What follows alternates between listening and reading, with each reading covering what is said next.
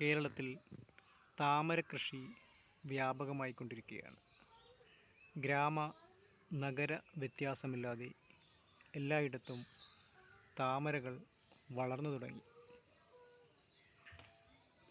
പണ്ടുകാലങ്ങളിൽ കുളങ്ങളിൽ മാത്രമായിരുന്നു താമര കൃഷി അഥവാ താമര പൂക്കൾ കണ്ടിരുന്നതെങ്കിൽ ഇന്ന് സ്ഥിതി മാറി.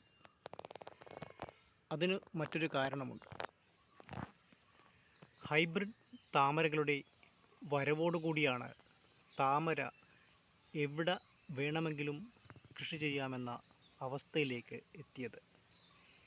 ചെറിയ ടബുകളിൽ വളർത്താവുന്ന ഹൈബ്രിഡ് താമരകൾ മുതൽ ബൗൾ താമരകൾ വരെ ഗ്രാമ നഗര വ്യത്യാസമില്ലാതെ എല്ലായിടങ്ങളിലും ഇടം പിടിച്ചു കഴിഞ്ഞു. താമര എന്ന് പറയുമ്പോൾ നമ്മളുടെ മനസ്സിലേക്ക് വരുന്ന റോസ് നിറമുള്ള ആ പൂക്കളുടെ കാലം മാറി. പല നിറത്തിലുള്ള പല രൂപത്തിലുള്ള നിരവധി ഹൈബ്രിഡ് താമരകളാണ് ഇപ്പോൾ വിപണിയിലുള്ളത്. White peony, red miracle, Boche,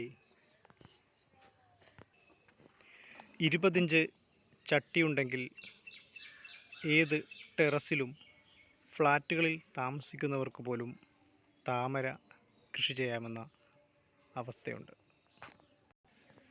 കൃഷി വ്യാപകമായതോടുകൂടി ധാരാളം ആളുകൾക്ക് വരുമാനത്തിനുള്ള മാർഗം കൂടിയാണ് താമര കൃഷി. ഫേസ്ബുക്ക് പോലുള്ള നവമാധ്യമങ്ങൾ വഴിയും വാട്സപ്പ് വഴിയും താമരയുടെ ട്യൂബറുകളും റണ്ണറുകളും വിൽപ്പന നടത്തുന്ന